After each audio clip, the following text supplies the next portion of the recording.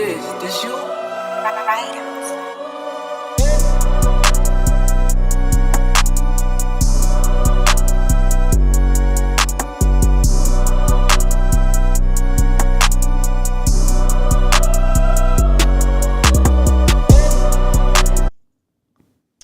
Was poppin', was poppin', was poppin'. Welcome, Nikki and Moose. I'm Nikki. That's Moose. What's up, Moose? What up, y'all? And welcome to the live show. Check this out, okay? We are now streaming on YouTube and Facebook. So shout out to everybody who's watching. Do us a favor. Like, share, comment your butt off, right? Just say, hey, I'm watching from this country, this city, this state. Let us know where you're watching this from. Also, hold up. For some reason, I can't hear me, but that's okay. You can hear me. So, besides that, episode 120 dropped today. Okay, so, and I knew why I couldn't hear, because Siri was trying to talk to y'all. No, Siri, you can't talk to them, all right? 120 dropped, okay? If you did not hear it, type in 2 that you're going to hear it, okay? That's all I want. Type in 2 that you're going to hear it. Moose, what did you think about the episode? Man, really good episode. It's the first time that we talked in quite some time. You know, we had some interviews back to back with the holidays and everything that's happening. So it was cool for us to catch up, man, and get going. So yeah, that was dope. That's big facts. But we also are seeing Moose in a different setting. It looks a lot lighter. I wish I was there. Where you at? What's happening? Yeah, man, I'm out in Cali for this one. Just flew in today, so out here in San Diego, I had a little work to do with E. We got some work to do tomorrow, and then I'm taking my butt right back home to that Jersey cold on Thursday. But yeah, it's nice. It's nice to be out here where the sunset is, or the sun is still out at what was 5 o'clock here. So yeah, it's cool, man. We enjoying this. It looks amazing. I'm just saying. It just looks amazing. So shout out to all our Cali listeners. Go hunt down Moose. He didn't say what part, but if you want to, go hunt him down. Yeah. He said he was giving away money. I have a couple hours on Sunday before I fly out. You know, I'm just saying. I was literally thinking about that. I said, hey, our plans changed a little bit. Yeah, manhunt it is. Listen, find him, take him out to lunch, pick his brain while you're at it, even though we hate that phrase. If you take him out to lunch, he may tell you 1 or 2 new things that he doesn't tell the podcast. All right? So that's the cheat code. Especially open it up, though. Dessert, people. He loves dessert. Okay? Bro. Just cheat code. Cheat code. If you really want him talking, dessert. Just saying, we became friends because of bagels and desserts. I'm just saying that was mainly the only reason. Like that's literally how it happened. That's legitimately how it happened. Mainly the only reason: bagels and desserts. And every single time he sees me, hey, Nix, did you eat yet? You hungry? It'd be like 12 o'clock at night. Pick him up. Oh man, did you eat? It's midnight. No, I didn't eat. You want to go eat? Sure, why not? Full course meal. Yeah. Thought you'd never ask. Yeah. Absolutely. That's my trick. That's what I do when I want to eat, but I don't want to come out and say that I'm hungry. I'll be like, hey, man, you hungry? You hungry? Did you eat? Do you want to eat? Did you eat? Yeah. That's always like, we know this. Me and Nick know when we hear, did you eat? Oh, Moose is hungry. Moose is hungry, people. Yeah, all of a sudden we need exposed. To eat. Yeah, I ran game like twice, and then after that, they were like, "That's what you say when you're hungry." Okay, let's go eat. We got you now. Yeah. We got you now. It's all good. It's an only child situation because I tend. You want to? We just put it on them. You want to go here? You want to? You want to check this out? I heard they have really good desserts. You want to check it out? No, you want to check it. No. I won't go if you don't want to go. If you don't want to go, we don't have to go. Never. Really emphasizing on it, meaning making them feel guilty. But that's not the point. What are we talking about today? Oh man, I love it.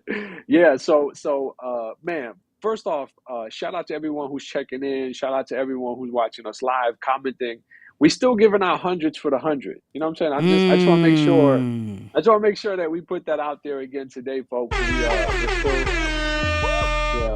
We're still waiting to reach 100 viewers live so that we can do a nice little cash giveaway and give away some hundreds to celebrate 100 viewers. So as always, man, share this with a couple of people. Let them tap in with us. Let's continue to grow this community and really dive deeper. There's also an opportunity for you to bless our show and our community by using the, gosh, I always forget what it's called. I got you. Don't worry about it. So if you're on YouTube, it's Super Chat if you're watching this live, or Super Thanks if you're watching this replay, or you just want to hit the Super Thanks. Those are two ways to support the YouTube channel. For Facebook, that is stars. Grab you some stars, and that'll help support the channel as well. So absolutely. There we go. So let's get into it, man. I wanted to really talk about this idea of what comes first, right? Because the more I study business, the more I recognize the importance of brand. And I'm sure that the more that Nikki studies brand, the more that she sees the importance for business. She's like, oh, you know, and I think her and I have both these realizations around, okay, while brand building is very important, business building is very important. And if business building comes so natural to you that you tend to just not pay attention to what it is to build a brand, you'll soon realize that it's also very important to dedicate some time to grow and develop your brand, because it becomes so easy later down the line, right? When you're just trying to grow and move into other spaces. So I really just wanted to have a conversation for those people who are either focused on one or the other, or you might not even be sure which one to focus on first. I wanted to talk about what or which of these two should we focus on first. Should someone focus on building their business first and then dedicate their efforts to establishing a brand, a well-notable brand that people relate and connect with? Or should someone say, no, before you have a business, you need to go all in on brand first and really establish your credibility, establish your relationship with the people, so that when you jump in and introduce them to the business, right, there is some, say like a warm audience already available for you. So I don't know, honestly, I don't know which way it's going to go tonight. I'm hoping Nix and I can have a healthy debate around this concept and really try and strip down more so what we've done, because I want to say we started on two separate ends of the spectrum, and here we are now meeting in the middle. But ultimately, I think it's important that you have clarity and eventually build both, but it's always easier to start with one or the other depending on the situation. So yeah, Nix, just from, man, your experience and where you started, I guess, let the people know, where did you focus on first? And if you had to do it over, would you start the same way? Or would you jump on the other side and say, nah, I got to go here first? That's a good question. See what you did there. That was good. Go with your journey first. Okay, so first I went with the branding side. Okay, I figured since I did not know what I wanted to do from a business standpoint, let me get the people to recognize who I am and my expertise first, and then grow the audience to then, boom, when I drop something, they've been hungry for it, it'll probably convert easier, right? So for me, it was the brand, then the business side. If I was to do it again, I wouldn't wait so far for the business. I'll say that. Yeah. Right? I don't I don't think one or the other, like if I would have gotten the business first, cool. If I didn't, cool. Like I don't think that I would want to change that per se, because I do like having that guaranteed conversion.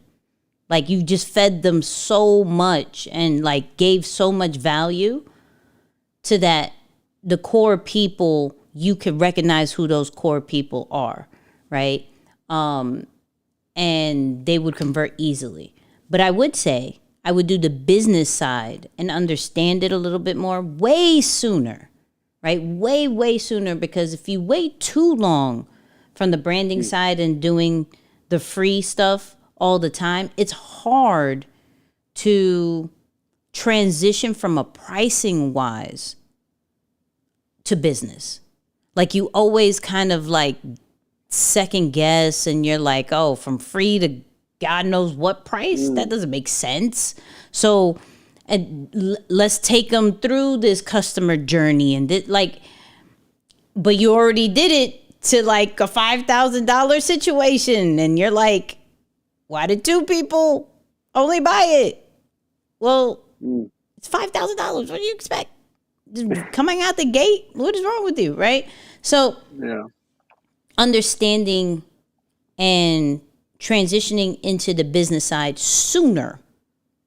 But I do believe the brand for me Hmm. works out, and then pushing the traffic to the business. I will say that. Yeah, yeah, that's a good point too. I think starting earlier is important. It lets people know that you're serious.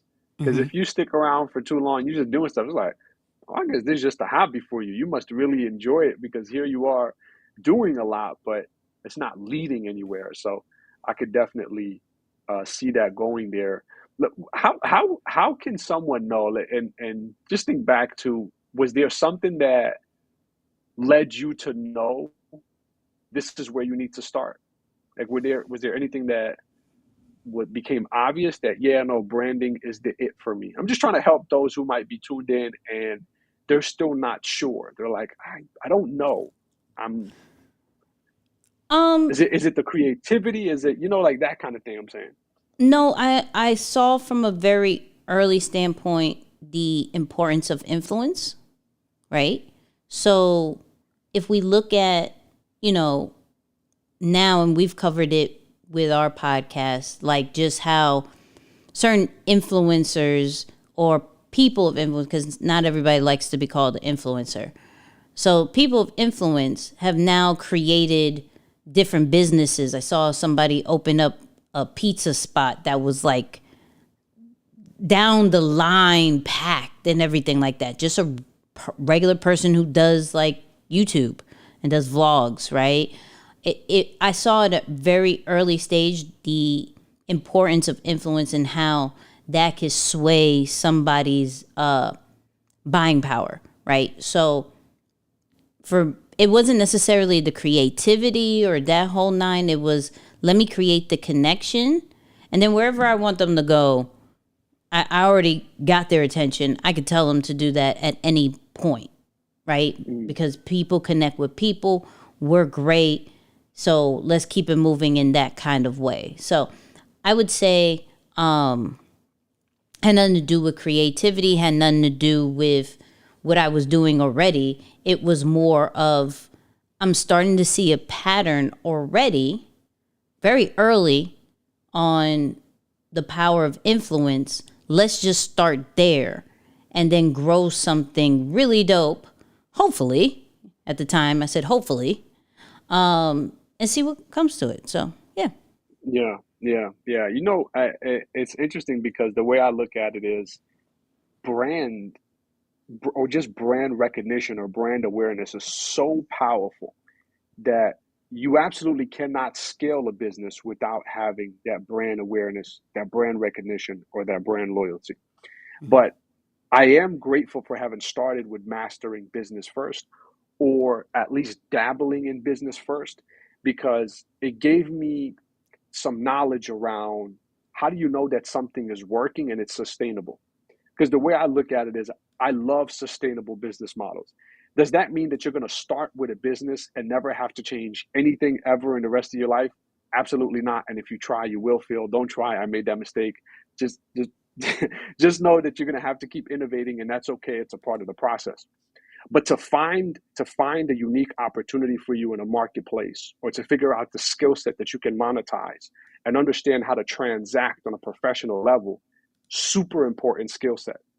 And I say that, and I even recognized it more today. So today was my first time trying out Turo. Turo, I think I said that right. Oh, Turo, did right? you? Turo. Yeah, Look at today. you. This is my first time because I'm checking out like the car rentals, and I was like, I want to try something new, right? Something different. So I was like, let's see what Turo has to offer. Never heard a lot about them, but first time actually going with that service or that brand. But again, think about it. Brand recognition led me to Turo. Hmm. As I'm going through the different cars, a lot of different options. But again, what swayed me to make the decision was brand recognition again. I and it was actually one of the more affordable cars as well. But I went with the Tesla. Mm, Now, and I know you rented a Tesla when you were in I Atlanta have. as well. I Yeah. have. So interesting experience. I get in the car, and I'm not gonna lie, I'm actually very excited. I've driven a Tesla before, but very, very briefly. My brother-in-law got it when we were in Florida, or he actually leased it or purchased it. So I drove it briefly, but didn't spend enough time in it driving it myself to get a feel for it. So I said, you know what? I think this trip is gonna be the time for it. Get in the car, we whatever, transfer the key, download the app, the whole nine. It took me about 30 minutes, just 30 minutes into driving. And maybe I'm spoiled because I absolutely love my truck back home. Hmm. But I sat in that car and I just looked around and I said, I don't like this car.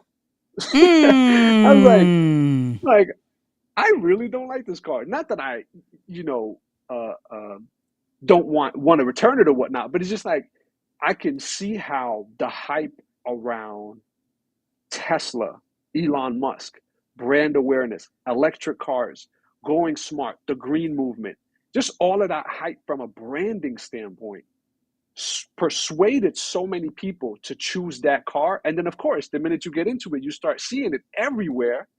And Oh yeah. so you see that it's nonstop, and it Horrible. makes you feel as though you have to buy into this concept. And Yes. so I think even furthermore today, I recognize the power of branding. But I have to go back and say that having a sustainable business model is what helps you scale, because you can have phenomenal brand awareness, but a bad product, and you can Mm. be out of business relatively quick. The reason why Teslas are still on the road today, and Elon Musk, even after losing billions of dollars, is still 100 billionaire plus, it's because he has a sustainable product, right? He's Yes. mastered the art of business in manufacturing parts and putting the products together, or putting the pieces together, and of course, selling the car. He's made that happen. So I still would say I would start with business first, because business allows you to master those fundamentals that you need to scale, but you cannot scale without establishing that brand awareness or that brand recognition. I will say this, right? Going to this topic. Um so for like merch, right? Like just clothing and that whole nine. Cuz you're wearing a hat that I wanted to buy from a certain individual, and I had to say no finally. Okay? I just had to finally say no. Okay. So let I me really thought you were going to fall into it, but yeah, oh, no, go for it. no. You know no. I wouldn't. Okay, so let me break down what I wanted to say about that, right? So, I believe that in the instance of like merchandise, for some, having a person connected to it definitely could help. So, what do I mean by this? So, we all know how much I love Nipsey. Nipsey is behind me. I have the little situation right here. We all know I love Nipsey, okay? No problem with that, right? Normally, if my man drops something, even after his passing, okay? Because of the connection, right? Because of I appreciate and respect the person, the merchandise and everything like that. I have no problem grabbing it. Mind you, not the greatest price point all times. However, it's about, I really connect with the brand. I'm with it. The message, the meaning, cool. Let me explain how, once again, they just did crazy. Okay, so you see the lovely hat that Moose is wearing, right? Amazing, right? Shout out to Planes. Cool. Now they do a lot of great collaborations, amazing collaborations with that same model. Well, before Nipsey passed, they actually came out with Plains hat, and it sold out. Right? Mind you, I didn't know this price. Well, they re-released it finally, like years later. Finally, I was like, I showed Moose. I'm grabbing all of them. All three, she said. All Yeah. three of them. I'm grabbing them. I can't wait. Mind you, doesn't look different at all, besides a certain patching and maybe some inner work situation. But because of the influence, because of Nip, I was all for it. Absolutely. Until I saw that price tag.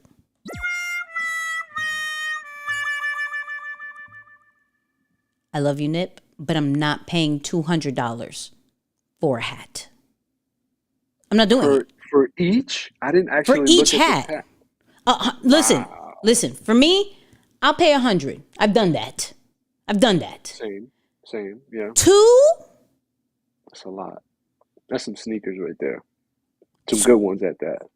I can't do it. I can't do it. I'm as much as I like somebody, if they want to gift me the blue one, please. Thank you. Just letting you know. P.O. Box is in the link in my bio on Instagram. If anybody wants to, okay?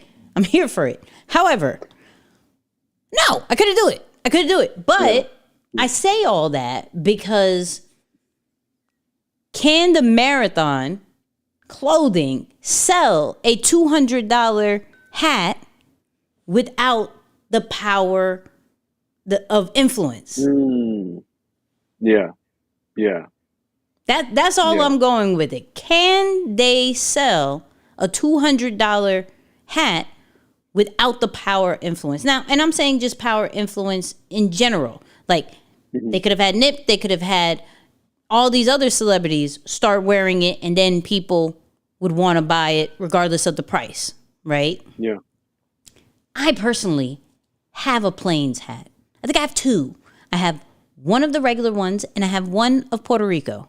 This one screamed LA. I'm not from LA. This one was a rough one for me. This one and the whatchamacallit, the money machine. That was like 3,000. Wow. And you knew I was Wow. like, I'm getting it. I'm out here. It's no. But this is what I'm saying. The power. That's why I believe brand, not necessarily first, second, but it's so important because it can bring an extra energy to business, right? It could scale it to whole new ways, the way that you brand yourself and the way that the influences is put into your business. I just wanted to say that quick because No. that killed me. I didn't know, and it's funny because I do remember you sending me like, I'm getting All all of them. three. All I of was like, them. oh wow, okay. But yeah, no, that's a hefty price tag. And that's why I go back to you can build something on a business that's good, but you can't scale it without brand. Because think about it, somebody might buy a $200 hat just because they want to know what it's about, right? Or maybe they're just super adamant about not having something that other people don't have. But will that continue to grow? Like, will that be sustainable and scalable across different uh, whatever, or let me say it this way, will it be sustainable over a long period of time? No. I like what Calvin's saying in the chat, though. He said that's called killing the brand. Do you think keeping prices high will kill a brand? I mean, you look at companies like Louis Vuitton or, Gucci that have established themselves as premium brands. And of course, that's high fashion, or they will call it, designer clothing. But I think the marathon clothing is putting themselves uh, more down the like premium brands of streetwear, right? Mm-hmm. Like I think of Fear of God. I mean, Fear of God pricing is outrageous. Yeah. I mean, ridiculous. They got shirts that are $400 and $500. Yeah. It's starting to be Yeah, more common to create that luxury, you know, high end. If you want this name, then you need to pay these prices. mm, And I'm okay with it. Like, I don't think prices necessarily kills it, right? I just, and this is just being honest, I think it's a struggle having premium prices when the influence is not as present as it was before. That's yeah, that's what I'll say. I think with, like, we could probably get away with it for a bit, but after a while there has to be another power of influence to sustain those high quality. Like, if you look, Louis has power of influence everywhere. mm, Like, you name them, they probably have Louis, some way, shape, or form. So they don't necessarily need to lower their prices because the top of the top is always wearing it. And you'll see it discreetly in pictures, movies, whatever it is, doesn't matter. Right? yeah, But when you want to go luxury prices, are we keeping the presence of why we have those prices there in the first place? It may not be power of influence. It may be, for instance, like, the quality is super crazy, and that's why people understand the pricing. So is that staying present? You feel what I'm saying? Like, influence, quality, maybe access, whatever is in the beginning, the reason why, then how do we keep that present through the whole time? I think yeah. that's where people kind of drop off too, where it's like, all right, I know it worked, and now I'm not doing it anymore. I mean, Yeah, no, that's true. That's true. That to your point, and I think we've seen multiple times through several of our last podcast episodes the importance around collaboration.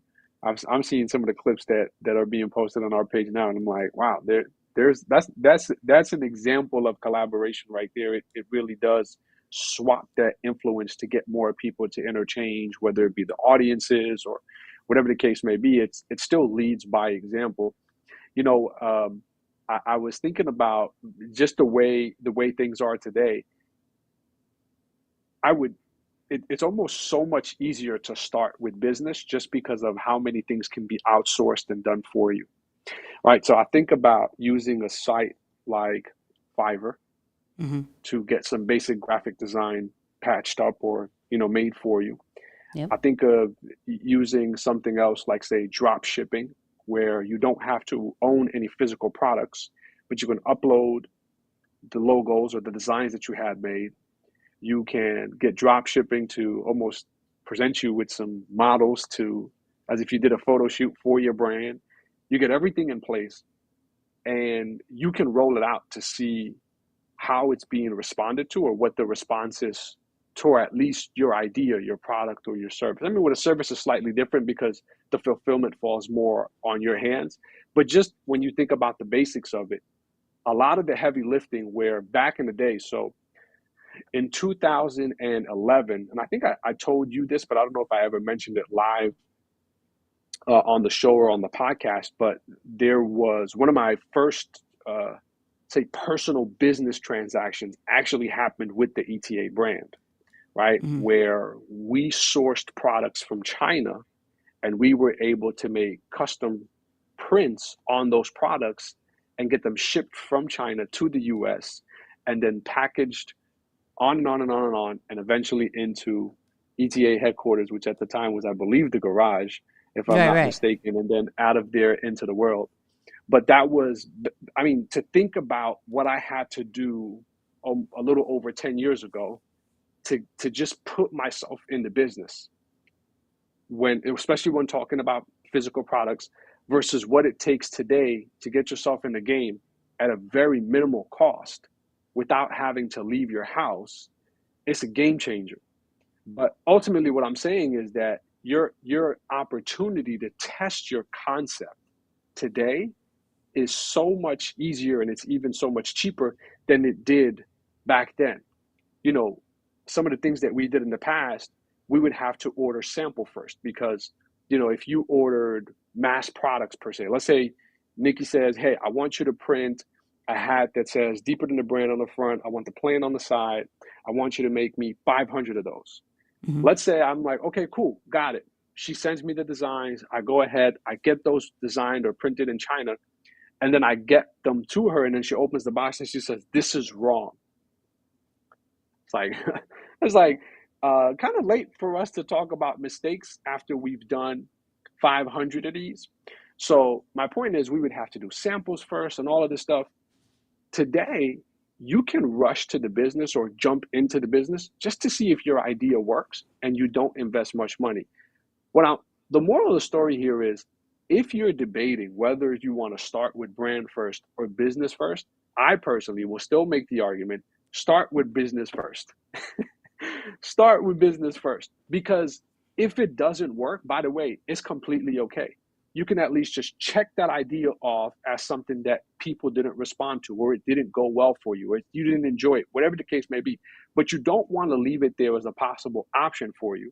Then you delay building the brand, and then you delay also starting with the business or giving the business a trial run. So I will come back and say that Nikki, the way Nikki started with that idea of, I would still start with brand but get to the business sooner, that's ultimately what I'm saying here. Get the business going so you can at least have a sustainable model, you know it works, so that you can rush to build a brand, because it's not going to scale without brand. And then as you get bigger, you can always pull some things in-house to pull what we call that vertical integration, meaning that I'm cutting out the middleman and I'm putting myself in position to do more of what it takes to fulfill my product, or design or make my product, produce my product, so that I can keep more of those profits. But I at least know it's working. But to go out there and put all this money, all this stuff, and then it doesn't go anywhere, I don't know. For me, I would think that's heartbreaking. It's like, the beauty of today's world is that you don't have to do all of those things to know if something is going to work or not. You can literally gauge the response by documenting parts of your process, and the minute you share it, you're going to see what the immediate response is. So, yeah, I don't know, Nick. I still go business first on that. Listen. I hear you. However, comma. I mean, you still gonna have to brand it, right? So, here's my thing. Like, I don't ever believe, and you know this, I don't ever believe something doesn't necessarily work. I feel like it just didn't work at that time, right? And so if you grow your brand first, right? And you do go through, hey, let me create this business, let me do that. Like, the business needs an audience. You're now having a built-in audience to now test what you have going on, right? And so by doing the business first, then doing the branding, it could work. I just like guaranteed situations. Look, we're gonna do this together. All right? We're gonna tell me if this is a good business idea or not. This is exactly what you want or not. Because now I'm as I'm growing my brand, I know what my audience wants. I don't necessarily need to guess this product, this service, that service. I'm going based off what the audience continuously asks me, shows engagement on, you know, shows some kind of signal that, hey, I need this. When is this coming out? Where if I did the business first, I'm going based off research, not based off real people, but I'm going based off, okay, what has the industry already said? And how do I survey people if I don't have an audience? Like, Right. what do I do? So I see, Yeah. I mean, I see why you could do business, right? First, because you just have something ready to go. I believe understanding business is needed first. Right. I will say Okay. that. Understanding business first is crucial, because then you will know when to launch something. Then you will know what's right, what's wrong. Then you'll know what's good collaboration, bad collaboration. You'll understand these different things when you understand business first. But either or. I'm cool with either Yeah. or. Check this question out. Really great question, man. G in the chat said, "What will content look like if Oh, there is wait, I branding got before whole business?" questions. I got all the Ah, questions. There's like okay, three we got to okay. answer. Yeah, that was good. Daryl, I got you. But let's if we're going into questions real quick. Okay. Shout out to Winton. He came through. Let me make this. Which one comes more natural to you? Brand building or business building? I guess that was for the chat. I think we've made our argument on that, where I'm Yeah. the brand side and he's the business side. But as being the brand side, I do wish I knew a quarter of what Moose knows. That's what I'll say. Because I've concentrated on brand so much, and like I said, I got into business a little bit late, I feel. Not probably to the world, but I feel, right? I would love to have a quarter of business intelligence like Moose has. That's why I'm saying it is important to understand that first. Yeah. Yeah. And And I'll that, echo so what you're saying on the other side. I shout out to TikTok, by the way. I'm slowly edging my way into TikTok, come and I on. saw a video. Yeah, I saw a video of someone today who was giving advice on how to build long-term wealth, Hmm. and he talked about, believe it or not, not necessarily before business, but he highlighted that one of the most important things to do to build wealth is to start building your brand early. He talked about how doing that early and establishing your reputation in the marketplace early will help your long-term opportunities, or even your ability to produce finances, or accumulate money, just because people already know you. And we've seen it happen, right, where people can bounce around from industry to industry, but because we know them, we have that trust. You can go right there with them. So I will echo what you're saying, because yeah, I feel, to some extent, I feel I'm a little bit behind the eight ball, or a little bit behind on the branding side, and I'm like running to catch up. But for sure, super super important on both sides. Big facts. Now we got another one. For someone just now starting out and already have a niche, but just now making content, at what point in the posting do they start offering they produce their product and service? Product Okay. So I'll say you can start whenever. You never know when somebody is like ready. Okay. I always believe that our followers, they come in at different phases, meaning you could say a key word right now that strikes their heart. They're like, I'm ready for whatever you need me to buy, because you spoke right to me. And some needs to be nurtured, right? So I don't think there is a right or wrong answer as far as when to offer it. But what I will say is create a launch strategy of saying, this is coming, show behind the scenes, do a proper countdown, that whole nine, so people can anticipate it and people could then possibly convert in a quicker standpoint rather than, okay, here, it's out because I have so many followers and you're like, that meant nothing because you never engaged with them. So no right or wrong answer to that. You pretty much can have a pulse on your audience of when they're ready and when they're not. Just I'll say is have a launch strategy for it. That's what I will say. And then the one you said, what will content look like if there is branding before the business? It's called you. So good. I So mean, good. Yeah. you brand you.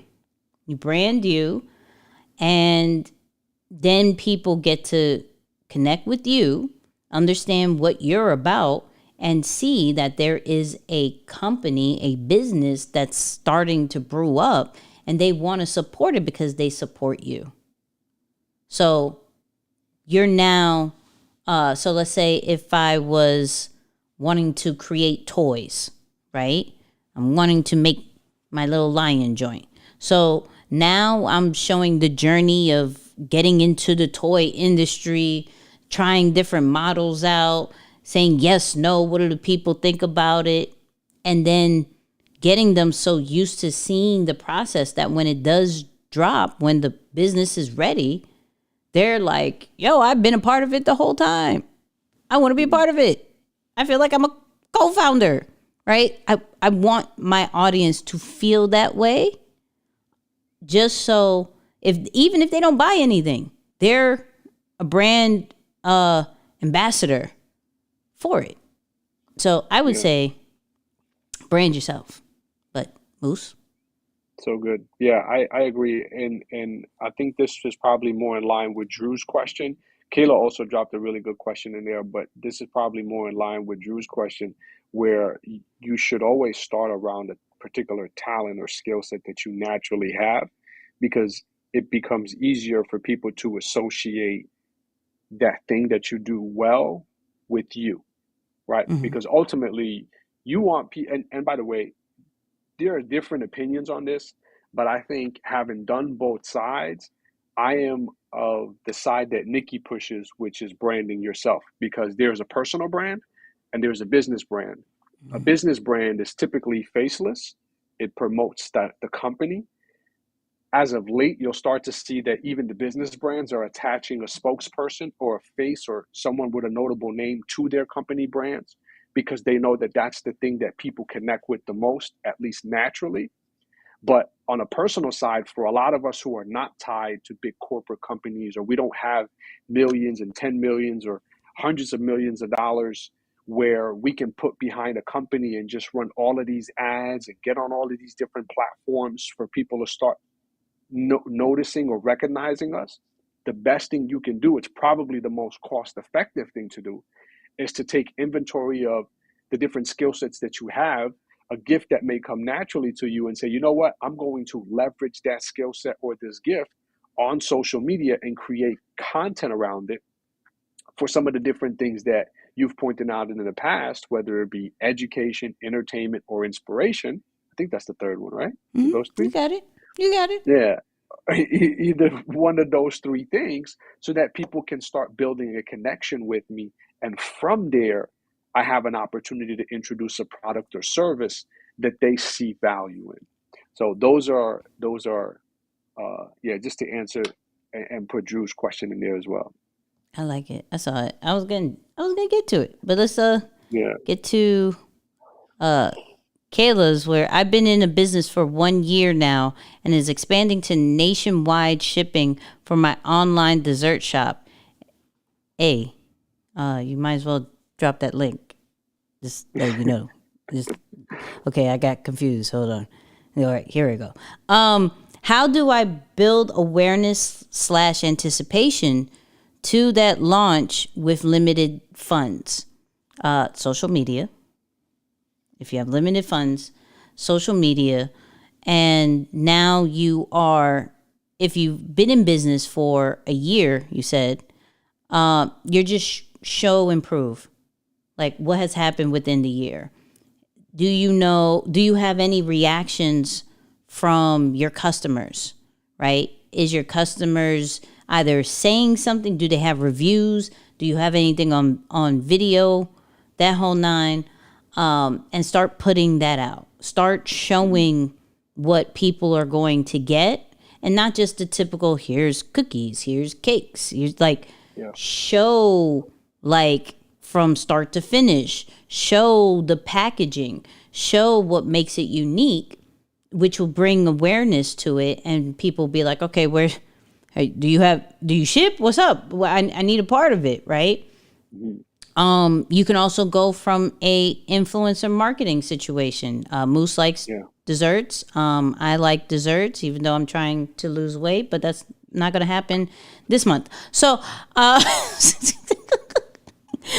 so you could go in that route too, where you're being intentional with, and let me say this because shout out to Got Drip. I think they're still in here, but presentation to the people you're sending packages to is very important. Like you could send it in a regular smegular situation, or you can have it kind of like presented super nice, have it customized, boom, give it to them because now you have to create things that are social media worthy. If that Mhm. makes sense, right? Yeah. It's not about do they like the presentation? Is this something that they're going to grab their phone on?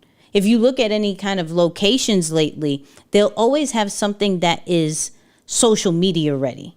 They'll have like a sign, the grass, or like some type of thing.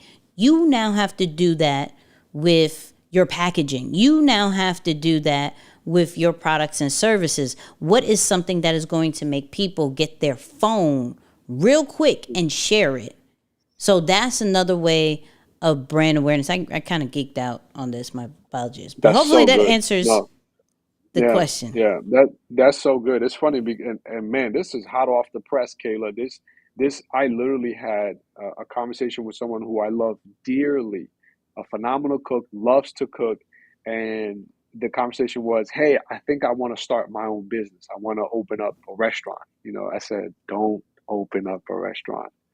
Not in the area where we live, right?" So I just want to say you're in definitely the right business model where you're utilizing. Because by the way, I recommended the same exact thing to her. I said, you know what?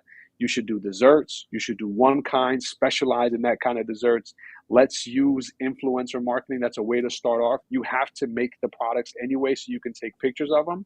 Let's package them. Let's send them to people who we know that have influence, and let's just tell them to give us a taste test on camera and post it, right? Like that's the most cost effective way. You know how to make your desserts that are the bomb.com at a low cost, and you don't have to do anything. So you can do that and then spread them out to the people who have some level of following, both macro and micro, and get that taste test on camera. But the other thing I also want to mention to you that could be very helpful is to consider tabling at certain events or going to certain markets. So some friends of mine, I believe they just got a second seven-figure seed funding round, and they started their chai company at flea markets.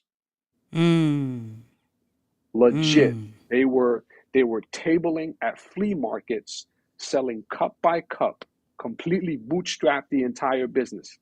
From there, they took funds and expanded to a small cafe in New York City, and then they took the business even more, obviously a little bit bigger, and they got funding, but it started at that flea market. So I would say also think about going live and direct where you can connect with people, and there's always something about when customers meet the owner, there's a certain level of pride and attention to detail that's communicated that no person that you hire will ever be able to communicate on your behalf.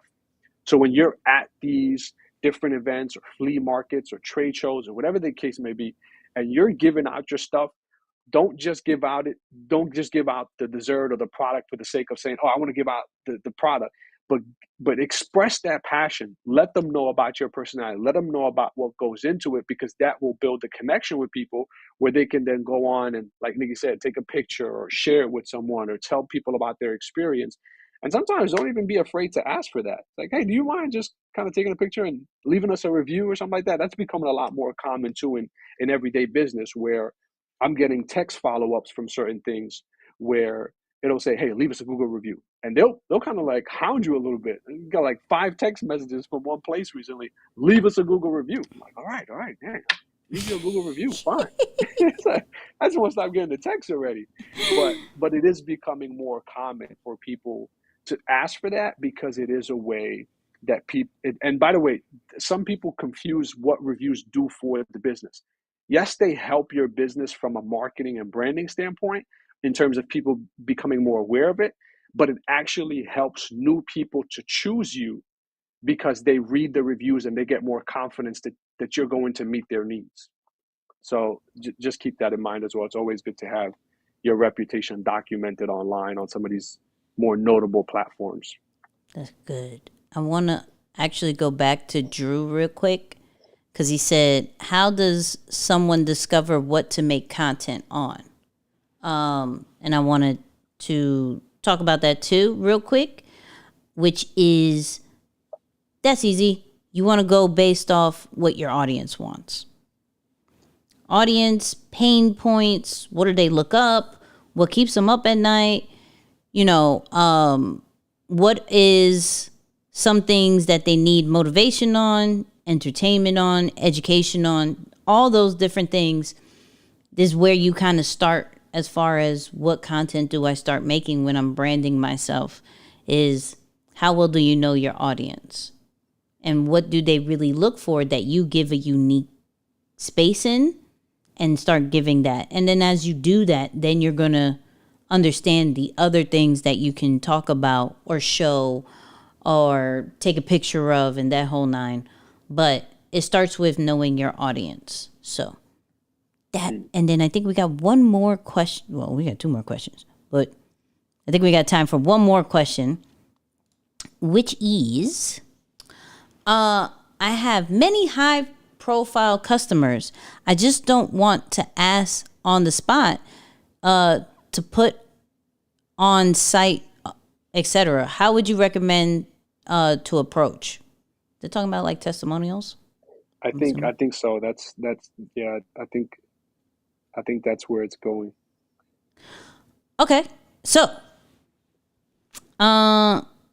there's a few ways. Okay, one, look up a Video Ask, right? It's an app, but also a website that's pretty cool to collecting testimonials. Like, you actually record a video saying, hey, just would love your experience with the company. You could either do it in video, you could either do it in audio, text, however you want to. And they submit it and it goes right on your app, right? You don't have to like have them send it through a Dropbox, Google Drive. You don't have to record it in a certain kind of way. You could do it in that format, real simple. It's called Video Ask, right? They're not paying us. I just really like the thing, right? 2, you can get over the fear of wanting to ask them on site. You just ask them. You'd be very shocked. People will be like, yeah, no doubt, I got you, right? It's not a big deal. We just don't like being a burden to people. And especially if we're a service base, we believe in serving. So we don't necessarily always believe in asking, except for the check, right? But I would say get over that and ask them. The worst thing they could do is say no, right? And then follow-up emails. Just like how Moose gets follow-up text. Hey, leave a review. Leave a review. Leave a review.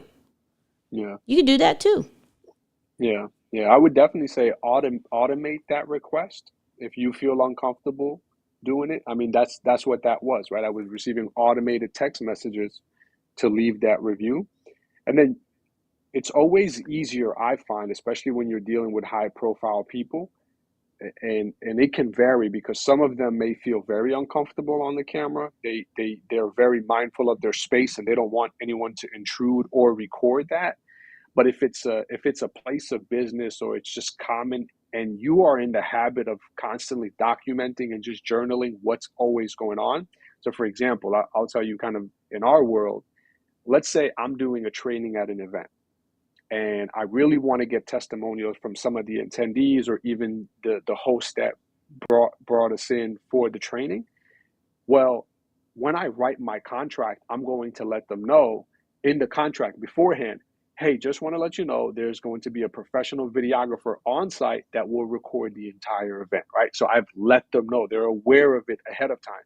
And then afterward, you should always encourage and even ask that person who's documenting this thing for you to go and ask people who were there for their thoughts, their reviews on what they thought about the experience, right? And it becomes a very organic, just a genuine question around, hey, can you share some thoughts about what you thought about the experience, what you thought about the product or service? So now it becomes a little bit more genuine, organic. And I just saw you put in there, that you're doing home repairs. Again, I don't definitely one of those things that can be very easily done just by automating it within your process. The minute you do a job well done, and you can even incentivize them for it and just say, hey, I'm doing a short raffle with my top customers this week.